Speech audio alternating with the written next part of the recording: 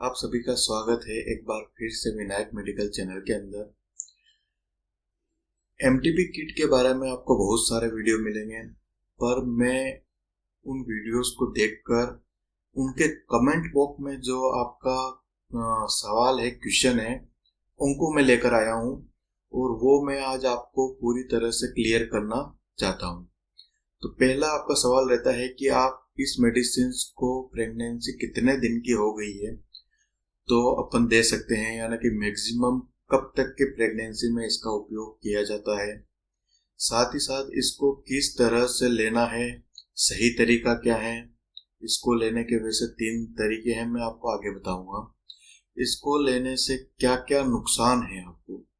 नुकसान तो देखिए, टेबलेट्स है तो आप सभी को पता ही है, हर टेबलेट का कोई ना कोई नुकसान है, साइड इफेक्ट है। फिर उसी के साथ बात करते हैं, इसको लेने के बाद क्या 100% टाइम आ जाएगा। क्या दूध पिलाने वाली माँ इस टेबलेट्स को ले सकती है अगर वो दोबारा से प्रेग्नेंट हो गई है।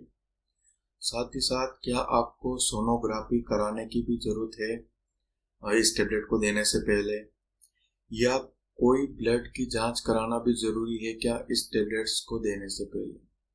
उसी के साथ बात करेंगे कि कैसे पता चलेगा कि आपका एबॉर्शन कंप्लीट हुआ है या नहीं हुआ है। आपने टेबलेट ली, आपका ब्लीडिंग हुआ, लेकिन आपको कैसे पता चलेगा कि आपका एबॉर्शन कंप्लीट हुआ है या नहीं हुआ है। साथ ही साथ अगर हल्की फुल्की ब्लीडिंग होकर बंद हो गई है तो क्या हो सकता है। पूरा कोर्स लेने के बाद भी अगर आपका पीरियड नहीं आए तो क्या आपको दोबारा वापस किट लेना चाहिए या नहीं लेना चाहिए। बहुत ज़्यादा ब्लीडिंग हो रही है तो आपको क्या करना चाहिए। हमें कैसे पता चलेगा कि ज़्यादा ब्लीडिंग हो रही है। तो ऐसे बहुत सारे सवाल हैं, इनके अलावा भी बहुत सारे सवाल हैं जो मैं आपको आगे बताऊंगा, उनके जवाब भी आपको मिलेंगे आज इस वीडियो के अंदर। वीडियो को लास्ट तक जरूर देखिए, चैनल को सब्सक्राइब कीजिए, लाइक कीजिए और शेयर कीजिए। पहले सवाल से हम शुरू करते हैं। हाँ, लास्ट में महत्वपूर्ण बातें जरूर बताऊंगा, उन्हें देखना मत छोड़िएगा। तो पहला सवाल है आपका कि कितने दिन तक की प्रेगनेंसी में दे सकते हैं। तो सामान्यतः इसको 2 महीने 7 दिन यानी कि 9 सप्ताह तक की प्रेगनेंसी में दे सकते हैं। अब बहुत सारे को कंफ्यूज रहता है कि हम किस दिन से गिने कि हमें 2 महीने 7 दिन मिलेंगे। बहुत सारे व्यक्ति कैसे गिनते हैं, जैसे आज 10 तारीख है तो आज 10 तारीख को मेरा टाइम आने वाला था, आज नहीं आया, आपने 3-4 दिन वेट किया, 14-15 तारीख हो गई, आपने प्रेगनेंसी कार्ड टेस्ट लगाया और आपका उसमें पॉजिटिव आया। तो आपने सोचा कि मुझे तो ये 10 दिन से आज 15 तारीख हुई तो 5 दिन ही हुए मेरी प्रेगनेंसी को। पर यह बहुत ही गलत तरीका है। आपको जो आपका लास्ट मेंस्ट्रुअल साइकिल था उसका पहले दिन की जो ब्लीडिंग का डे था वहां से गिनना होगा। यानी कि जब आप आज 15 तारीख को टेस्ट लगा रहे हैं तब तक आपका 1 महीना 5 दिन हो चुका है, यानी कि अब आपके पास 1 महीना ही और बचा है। तो इस तरह से आप इसका कैलकुलेशन कीजिएगा। आपको उस दिन से नहीं गिनना है जिस दिन आपका पीरियड मिस हो गया है, आपको उस दिन से गिनना है जब आपका लास्ट टाइम पे पहला पीरियड्स आया था। तो उसके लिए जैसे कि यानी जब आपका पीरियड आना मिस हो जाता है फिर आप चेक करते हैं तब तक 1 महीना बीत चुका होता है और सिर्फ 1 महीना 7 दिन यानी कि 5 सप्ताह ही आपके पास बचते हैं। तो समय का पूरा ध्यान रखिए, क्योंकि मेडिकेशन समय पर बहुत ही डिपेंड करती है। अगर 9 सप्ताह बाद आप मेडिकेशन देते हैं तो उसका असर धीरे धीरे कम होना शुरू हो जाता है या असर आपको देखने को ही नहीं मिले। अगर असर आया भी तो इतनी ज़्यादा ब्लीडिंग लाएगा, क्योंकि जितना कंसेप्शन बड़ा रहेगा अंदर उतना अगर बाहर निकलेगा तो ब्लीडिंग भी उतनी ज़्यादा होगी। आपको बहुत ही ज़्यादा हेमरेज जैसी समस्या हो जाएगी, शॉक होकर आप डेथ की तरफ भी जा सकते हैं। तो इन बातों को आप बिल्कुल तरीके से ध्यान रखिए। आगे हम बात करते हैं कि इसको किस तरह से लेना है, सही तरीका क्या है। वैसे यूजली हर एक अपना अपना तरीका बताता है, क्योंकि इसके बहुत सारे तरीके हैं, पर सबसे मुख्य 3 तरीके हैं जो मैं आपको बताता हूँ। इन तीनों तरीकों में से आप किसी का भी उपयोग कीजिए, सारे सुरक्षित हैं और आपको रिजल्ट मिलेगा ही मिलेगा। तो पहले हम बात कर लेते हैं टेबलेट्स किट के बारे में। इस किट के अंदर क्या आता है, तो इसके अंदर एक टेबलेट मिफेप्रिस्टोन 200 mg, साथ ही साथ 4 tablet misoprostol 200 mg each tablet, यानी कि टोटल 800 mg। 800 mg की मिजोप्रोस्टोल हो गई और 200 mg की मिफेप्रिस्टोन हो गई। तो ये जो मिफेप्रिस्टोन फर्स्ट टेबलेट है वो क्या करती है, जैसे ही आप उसको लेते हैं तो वो आपके प्रोजेस्टेरोन के लेवल को बिल्कुल कम कर देती है। प्रोजेस्टेरोन का लेवल आपके प्रेगनेंसी को कंटिन्यू करने में, आगे बढ़ाने में बहुत ही जरूरी होता है। जैसे ही इसका लेवल कम हो जाता है तो ये आपके अंदर पल रहे कंसेप्शन को बिल्कुल ही अननरिश्ड कर देता है और वो धीरे धीरे डाई हो जाता है, यानी कि खत्म हो जाता है। तो पहले आप ये टेबलेट्स उस कंसेप्शन की ग्रोथ को रोक देती है। फिर उसके बाद जो मिजोप्रोस्टोल टेबलेट्स होती है वो क्या करती है, वो प्रोस्टाग्लैंडिन्स होती हैं, उनको सिक्रेट करवाती है, जिसके आपका कॉन्ट्रैक्शन हो यूट्रस के अंदर और आपका जो डेड एक्सपेंशन अंदर है उसको बाहर निकाल सके, यानी कि जो भी कंसेप्शन आपके अंदर बचा हुआ है उसको क्लियर आउट कर सके और आपका एबॉर्शन कंप्लीट कर सके। तो इस तरीके से ये काम करती है। इसको लेने का पहला तरीका ये है कि आप इस गोली को, पहली जो मिफेप्रिस्टोन टेबलेट आती है जो बिल्कुल साइड में आती है, वैसे उस स्ट्रिप के ऊपर सब मेंशन रहता है कि किस तरह ये टेबलेट का क्या नाम है। तो आप उस पर देख सकते हैं मिफेप्रिस्टोन 200 mg लिखा होगा। तो इसको आपको पानी के साथ लेनी है पहले दिन, फिर उसके 48 घंटे बाद यानी कि 2 दिन बाद बाकी की जो 4 टेबलेट है उनको आपको बकल कैविटी के अंदर, यानी कि आपके जीवान के नीचे रखकर चूसनी है, या आप बकल कैविटी के साइड में भी रख सकते हैं। इसको पानी के साथ नहीं लेनी है, इनको धीरे धीरे एब्जॉर्ब होने देना है। ये 4 से 6 घंटे में आपके असर दिखाना शुरू कर देगी। अगर आप 4 टेबलेट एक साथ नहीं ले सकते हैं तो आप जो पहली टेबलेट ली उसके 48 घंटे बाद 2 टेबलेट्स बकल कैविटी के अंदर रखी है, जीवान के नीचे, डायग्राम में आप देख सकते हैं। उसी के साथ में बाकी की जो बची 2 टेबलेट है वो 4 से 5 घंटे में आप वापस रख लीजिए। तो इस तरह से आप 2 टुकड़ों में ले सकते हैं।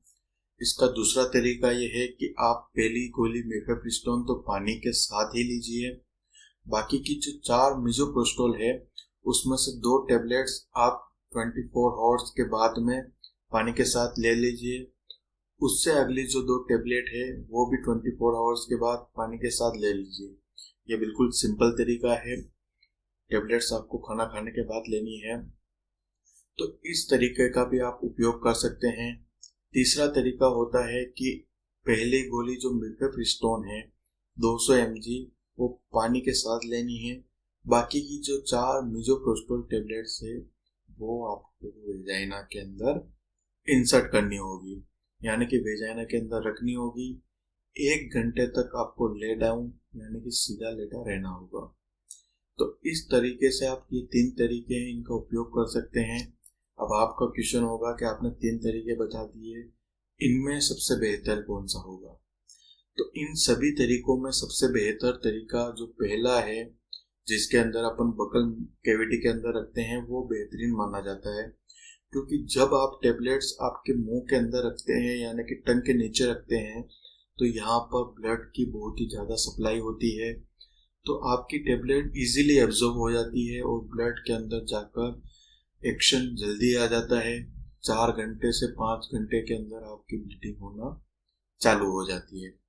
तो इसलिए इस तरीके को बढ़िया माना गया है। वैसे सारे तरीके सेफ हैं और बेहतर है, आप किसी भी तरीके का जो आपको उपयोगी लगे आप उसका उपयोग कर सकते हैं। बात करते हैं इसके क्या क्या नुकसान हैं। तो नुकसान हर टेबलेट्स के हैं। इसको लेने के बाद ब्लीडिंग ज़्यादा हो सकती है, आपको पेट दर्द हो सकता है, एब्डोमिनल क्रैम्पिंग, मरोड़े लग सकते हैं, तो ये साइड इफेक्ट्स हैं इसके, जो कॉमनली आपको नोजिया, वोमिटिंग, डायरिया ये सब देखने को भी मिलते हैं। साथ ही साथ बहुत सारे बोलते हैं कि मेरी XYZ की वाइफ अभी तक कभी बच्चे को जन्म नहीं दिया है, अगर वो ये टेबलेट्स लेती है तो क्या आगे उसको बच्चा पैदा करने में दिक्कत आती है। तो देखिए, 1 या 2 बार किट लेने से इसका ऐसा कुछ इफेक्ट देखा नहीं गया है, लेकिन हाँ, अगर आप इसका बार बार उपयोग करते हैं, ज़्यादा बार उपयोग करते हैं, तो आपको आगे परेशानी हो सकती है कंसीव करने में। तो आप इस बात का ध्यान रखिए। चौथी बात यह है कि क्या इसको लेने के बाद 100% टाइम आ जाएगा।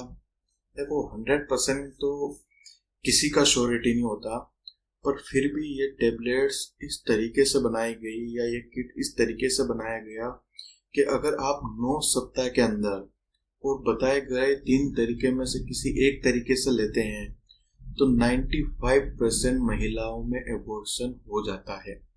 अब इसमें 95 है, 5% जो महिलाएं हैं उनके अंदर कोई असर नहीं देखने को मिलता, उनकी कोई ब्लीडिंग नहीं होती, क्योंकि बहुत सारी महिलाएं होती है जिनमें इन मेडिकेशन का कोई भी इफेक्ट नहीं आता है।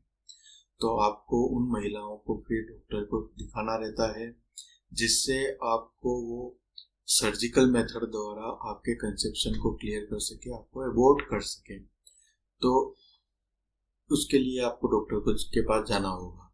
तो ये 100%, वैसे 95% महिलाओं में 100% रिजल्ट देती है। मेरी बात सुनिएगा, 95% महिलाओं में 100% रिजल्ट देती है, लेकिन 5% महिलाओं में इसका कोई रिजल्ट नहीं आता है। तो ये मेडिकेशन सक्सेस रेट अच्छी है इसकी। 5वीं बात ये होती है कि क्या बच्चे को दूध पिलाने वाली माँ ले सकती है। बहुत सारी बार क्या होता है कि आपका अभी अभी बच्चे को जन्म दिया है, वैसे 3 महीने तक आपका कोई भी ओवुलेशन नहीं होता, पीरियड्स नहीं आते हैं, लेकिन 3 महीने के बाद आपका ओवुलेशन स्टार्ट हो जाता है और आपको पीरियड्स आ सकते हैं। तो उस समय आपने गलती से इंटरकोर्स किया और इंटरकोर्स करने पर आप प्रेग्नेंट हो गए, तो उस अनचाही प्रेगनेंसी को हटाने के लिए आप डॉक्टर के पास जाएंगे। आप डॉक्टर को बोलेंगे तो वो आपको मेडिकेशन देगा। तो क्या इसका कोई असर है आपके ऊपर, आप बच्चे को दूध पिला रहे हैं या बच्चे पर इसका कोई असर है, तो इस आपके ऊपर तो इसका कोई असर नहीं आएगा। आप यूजुअली जैसे टेबलेट लेती हैं वैसे लीजिए, पर इसका असर बच्चे के ऊपर देखा जा सकता है। तो जो माएँ गोलियां लेती है, उनके गोली लेने से 6 से 7 घंटे तक इन गोलियों का असर माँ के दूध में भी रहता है। तो आपका बच्चा अगर वो दूध पिएगा तो उसके अंदर भी ये मेडिकेशन जा सकती है। तो इन गोलियों को लेने के बाद 6 से 7 घंटे तक अपने बच्चे को दूध नहीं पिलाना है। अब बहुत सारे हैं कि उनका अभी 4 महीने का बच्चा है जो टोटली दूध पर ही डिपेंड है, माँ के दूध पर ही डिपेंड है, क्योंकि 6 महीने तक किसी और चीज की जरूरत नहीं पड़ती। तो उस कंडीशन में आप क्या करेंगे?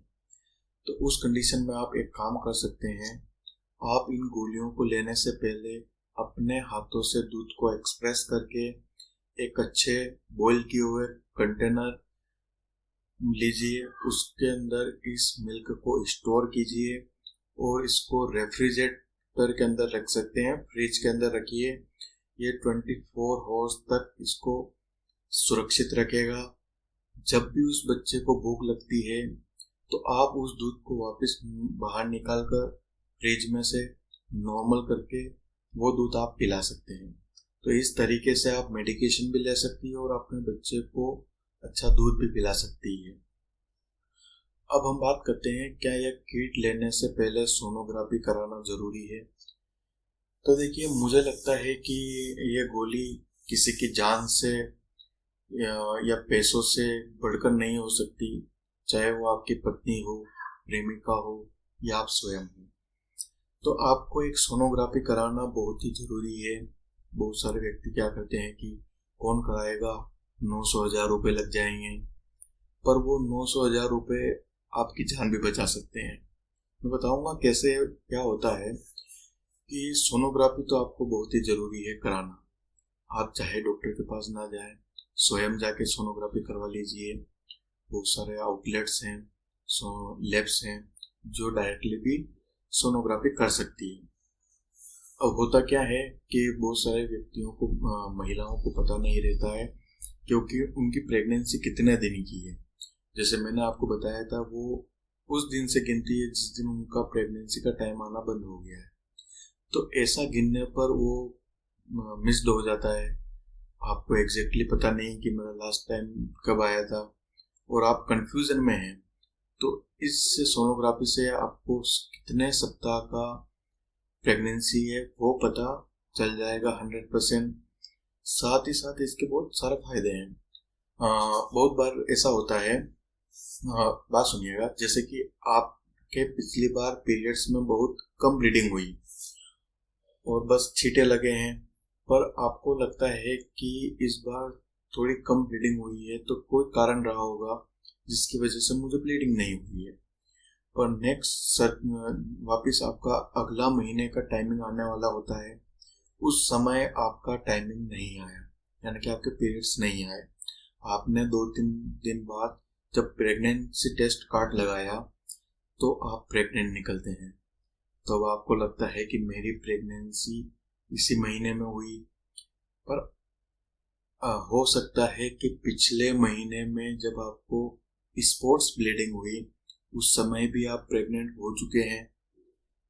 आप कह नहीं सकते क्योंकि बहुत सारी बार ऐसा होता है कि आप प्रेग्नेंट होने के बाद आपको हल्की फुल्की स्पॉट ब्लीडिंग हो सकती है। तो आप पहले से प्रेग्नेंट है, आपको अभी लगा कि मैं अभी पिछले महीने से ही प्रेग्नेंट हुई, आपने वो दिन याद रख के गिन लिया कि मेरे वो स्पॉट वाले डे को पहला दिन मान लिया आपने, और अभी तक मेरा 1 महीना हो चुका है। लेकिन क्या वो अगर पिछले महीने में आप प्रेग्नेंट थे तो अभी तक तो 2 महीने हो चुके हैं। तो इस तरह आप कंफ्यूज हो सकते हैं। तो ऐसे कंफ्यूजन में मत रहिएगा, ये आपकी जान पे भी बन सकता है। आपको इनकम्प्लीट अबॉर्शन हो सकता है, इन्फेक्शन हो सकता है, आप शॉक में भी जा सकते हैं। तो ये बहुत सारी कंडीशन हो सकती है। तो आप सोनोग्राफी करवा कर सबसे पहले कंफर्म कीजिए कि आपकी प्रेगनेंसी कितने समय की है। इसके साथ ही जिससे आपकी प्रेगनेंसी भी हट सकती है और ब्लीडिंग भी होती है, तो पूरा पार्ट बाहर नहीं आ सकता है। अगर आपने ऐसे पता नहीं, आपको 2 महीने से ज़्यादा हो गई, आपने टेबलेट खा ली, तो आपका वो कंसेप्शन वाला पार्ट आधा अधूरा ही बाहर आया, बाकी का बचा हुआ आपके यूट्रस यानी गर्भाशय के अंदर ही रह गया। तो आपको वहाँ पर इन्फेक्शन हो सकता है, सेप्सिस हो सकता है, शॉक एवं डेथ भी हो सकती है। तो आपको ऐसी गलती नहीं करनी है, आपको सबसे पहले सोनोग्राफी करवानी है। उसी के साथ हम बात करते हैं सोनोग्राफी करवाने का और क्या फ़ायदा है। तो देखिए, प्रेगनेंसी ऐसा नहीं है कि आपके गर्भाशय के अंदर ही लगेगी। हर महिला को सुरक्षित और एक जैसी प्रेगनेंसी हो या एक जैसा बच्चा हो। कॉम्प्लिकेशन आते हैं तभी तो आज इतने सारे सीजरियन सेक्शन होते हैं। तो एक प्रेगनेंसी होती है एक्टोपिक प्रेगनेंसी, यानी कि होता क्या है कि जब आपके गर्भाशय से होता हुआ स्पर्म और इधर से ओवरी से आता हुआ अंडा बीच रास्ते में मिलते हैं, फेलोपियन ट्यूब में यानी कि नलियों में मिलते हैं, पर किसी कारणवश वो उसी नली में लग जाए। वैसे वहां नहीं लगता है, बहुत सारे चांसेस में वो गर्भाशय में आता है और आपके गर्भाशय में ही लगता है। पर अगर वहां लग गया, आपने प्रेगनेंसी टेस्ट किया, आप पॉजिटिव आया, लेकिन आपको पता नहीं कि बच्चा गर्भाशय में नहीं लगा, वो उस नली में लग गया। आपने मेडिकेशन ली और वो मेडिकेशन उस फीटस के ऊपर असर की, तो नलियाँ बहुत कमज़ोर होती है, वो उसको फाड़ देगी, वो फट जाएगी, आपको इंटरनल ब्लीडिंग हो जाएगी। आपको पता ही नहीं चलेगा कि आप सोचेंगे कि यार मुझे कुछ लगा ही नहीं था इसलिए मुझे ब्लीडिंग हुई नहीं, लेकिन आपको क्या पता इंटरनल ब्लीडिंग हो रही है। आप इन्फेक्शन में जा सकते हैं, आपको शॉक और सेप्सिस होने के चांसेस बढ़ जाते हैं। तो आपको ऐसा रिस्क नहीं लेना है। बहुत सारी बार क्या होता है कि प्रीविया प्लेसेंटा प्रीविया भी हो सकता है। प्लेसेंटा प्रीविया का मतलब यूजली आपको जो प्लेसेंटा है वो अपर सेगमेंट में लगती है, लेकिन अगर प्रेशेंट आपके यूट्रस के लोअर सेगमेंट पे लग जाए, यानी कि योनि की द्वार के वहाँ लग जाए, तो उस समय अगर आपने मेडिकेशन ली तो आपको ब्लीडिंग होने के बहुत ज़्यादा चांसेस है। आपको ब्लड लॉस ज़्यादा हो सकता है, ब्लड प्रेशर फॉल हो सकता है, साथ ही साथ आपका हीमोग्लोबिन कम हो सकता है और आप अनेमिया के शिकार हो सकते हैं, आप बेहोश हो सकते हैं, साथ ही साथ आप अनकॉन्शियस या आपको ट्रेमर आ सकते हैं। तो बहुत सारे कारण बन सकते हैं, तो इसलिए सोनोग्राफी जरूर करवाइए आप मेडिकेशन लेने से पहले। डायग्राफ में आप देख सकते हैं एक्टोपिक प्रेगनेंसी का मैंने बताया है कि बच्चा नली के अंदर लग गया है। क्या ब्लड की जांच करवाना जरूरी है? तो बिल्कुल जरूरी है। आपको पता रहना चाहिए कि आपका हीमोग्लोबिन कितना है। अगर आप पहले ही एनेमिक है और आपने मेडिकेशन ली, ज़्यादा ब्लीडिंग हुई, तो आपको और ज़्यादा एनीमिया हो जाएगा। बाकी एनीमिया से रिलेटेड बहुत सारे कॉम्प्लिकेशन है, जैसे आपको सांस चलना शुरू हो जाएगी, कंफ्यूजन हो जाएगा, आप ओरिएंटेड नहीं रहेंगे कि मैं कहाँ हूँ, आप अनकॉन्शियस हो सकते हैं। तो ऐसे बहुत सारे साइड इफेक्ट्स हैं जो आपको देखने को मिल सकते हैं अगर आपका हीमोग्लोबिन कम है। तो सबसे पहले हीमोग्लोबिन की जांच करवाइए। एक बीमारी होती है थ्रोम्बोसाइटोपेनिया। इसके अंदर आपकी ब्लड में वो क्षमता कम हो जाती है, यानी कि प्लेटलेट कम हो जाती है, जिसकी वजह से आपका ब्लड क्लॉट नहीं हो पाता। तो इसका पता भी आपको लगाना जरूरी है। आपने गोली ली, अगर आपको बीमारी का पता नहीं था और आपने गोली लेने के बाद आपको ब्लीडिंग इतनी हो रही है कि वो कंट्रोल ही नहीं हो रही है, फिर पता चलता है कि आपको थ्रोम्बोसाइटोपेनिया है, तब तक देर हो चुकी होती है। आपका बहुत सारा ब्लड लॉस हो जाता है, आप अनेमिक हो जाते हैं, आप शॉक में जा सकते हैं। पीटी-सीटीपी करवा सकते हैं, जिससे आपको ब्लड क्लॉटिंग टाइम और ब्लीडिंग टाइम दोनों पता चल सकता है। उसी के साथ में ब्लड ग्रुप का भी पता होना बहुत ज़रूरी है, ताकि आपको आगे भविष्य में अगर ब्लड की ज़रूरत पड़ सकते हैं तो आप उसका अरेंजमेंट कर सकते हैं। आप बोल रहे होंगे कि ये टेबलेट लेने के लिए इतना कुछ करना होगा। देखिए, टेबलेट्स आपसे गलती हुई है, आप उस गलती को ठीक करना चाहते हैं या अपनी प्रेगनेंसी को टर्मिनेट करना चाहते हैं, तो कुछ प्रिकॉशन तो आपको लेना होगा। आप सीधा चाहते हैं कि मैं प्रेग्नेंट टेबलेट ले लूं, तो ये आपके रिस्क भरा हो सकता है। कैसे पता चलेगा कि एबॉर्शन कंप्लीट हुआ है या नहीं हुआ है? तो देखिए, जब आपकी ब्लीडिंग्स आती है तो महिलाओं को पता चल जाता है। ब्लीडिंग के साथ में कुछ ठोस टुकड़े निकलते हैं या ब्लड्स के क्लोट्स निकलते हैं, जिससे आप आसानी से पता लगा सकते हैं कि मेरा कंसेप्शन बाहर आ गया है। ये डिपेंड करता है कि आपकी प्रेगनेंसी कितने दिन की है। अगर आपकी प्रेगनेंसी कम दिन की है तो आपको कम क्लोट्स आएंगे या कम ठोस पदार्थ आएंगे। अगर आपकी प्रेगनेंसी 9 सप्ताह के समथिंग की है तो आपको ज़्यादा, यानी कि ज़्यादा क्लोट आएंगे और ज़्यादा ठोस पदार्थ आएंगे। तो इस तरह से आप पता लगा सकते हैं। अगर सिर्फ आपको ब्लीडिंग हुई है, ब्लीडिंग के साथ में कोई ठोस पदार्थ नहीं आए या क्लोट्स नहीं आए, यानी कि आपका एबॉर्शन कंप्लीट नहीं हुआ है या एबॉर्शन हुआ ही नहीं है, तो आपको फिर डॉक्टर के पास जाना होगा, सोनोग्राफी करवा कर कंफर्म करना होगा कि क्या मुझे कंसेप्शन जो हुआ है वो निकल चुका है या नहीं निकला है। अगर आपको लगता है कि अंदर कुछ बच गया है तो एक बार सोनोग्राफी करवा कर जरूर पता करें, जिससे आपको इन्फेक्शन नहीं हो और समय रहते उस पार्ट को डॉक्टर के द्वारा निकाला जा सके। अगर हल्की फुल्की ब्लीडिंग होकर बंद हो गई है तो क्या हो सकता है? तो बहुत सारी महिलाओं में ऐसा होता है कि जो मेडिसिन लेती हैं उसके बाद उनको सिर्फ हल्की फुल्की ब्लीडिंग होती है और फिर बंद हो जाती है, तो इसका मतलब आपका एबॉर्शन कंप्लीट नहीं हुआ है, यानी कि आपका part of the conception is still in the uterus, यानी कि अभी तक वो यूट्रस के अंदर ही है। तो आप उस पार्ट्स को निकालने के लिए डॉक्टर के पास जाइए, या फिर आप मिज़ोप्रोस्टोल जो 4 टैबलेट है उसके डोज को वापस दोहरा भी सकते हैं।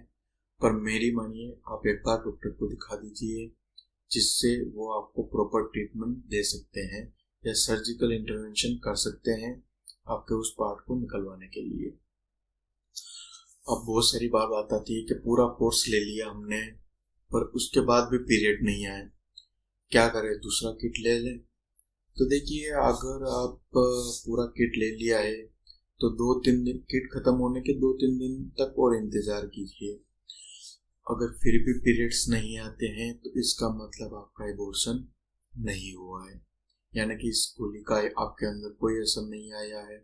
तो आपको आपके डॉक्टर की सलाह पर सर्जिकल उपाय करवाना होगा। तो इस बात का आपको ध्यान रखिए, दूसरा किट नहीं लेना है आपको। अगर आना होता तो आपके पहले किट में ही वो आ जाता। आपको दूसरा किट लेकर खुद को जोखिम में नहीं डालना। क्या पता उस बार दूसरे किट, पहले किट का मेडिकेशन और दूसरे किट का मेडिकेशन मिलकर आपको हेवी ब्लीडिंग करवा दें। तो ऐसा मत कीजिए, आप डॉक्टर के पास जाइए, उनसे कंसल्ट कीजिए। उसके बाद आप वो जो भी आपको एडवाइस करें आप उसको फॉलो कर सकते हैं।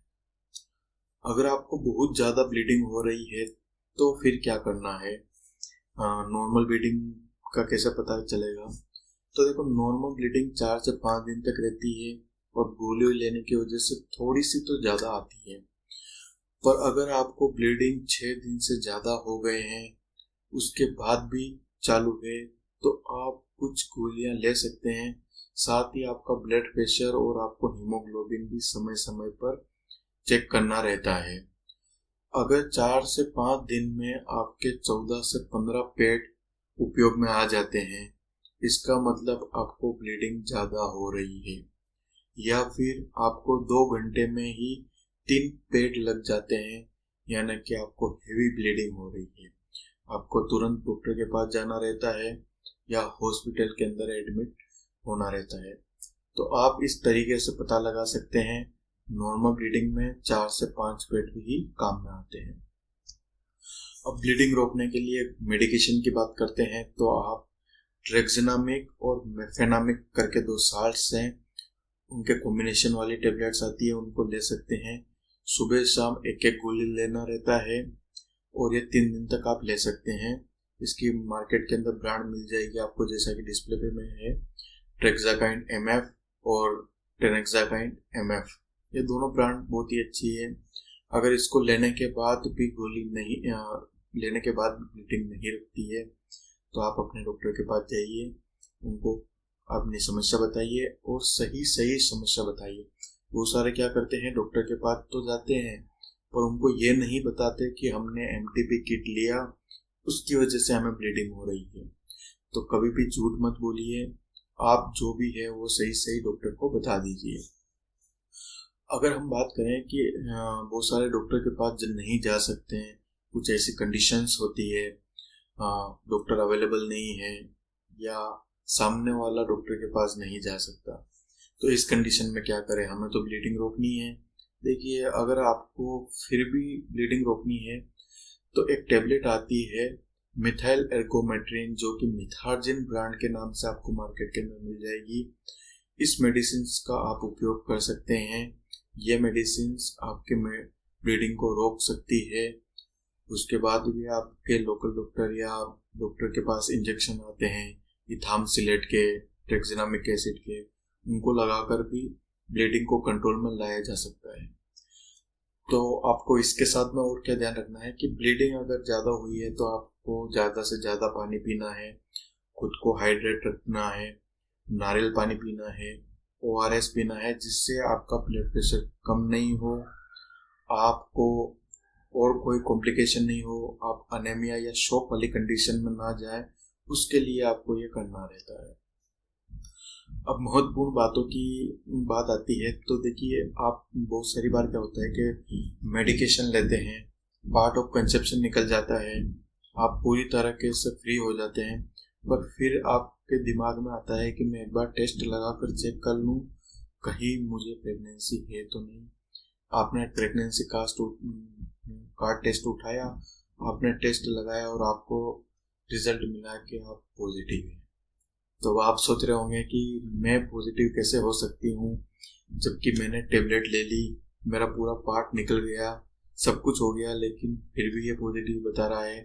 तो देखिए, जब आप प्रेग्नेंट हुए थे तो कुछ हार्मोन्स आपके शरीर के अंदर बने थे, वो हार्मोन ब्लड के अंदर रहते हैं, तो उन्हीं की वजह से आपका एक फॉल्स पॉजिटिव टेस्ट आ रहा है।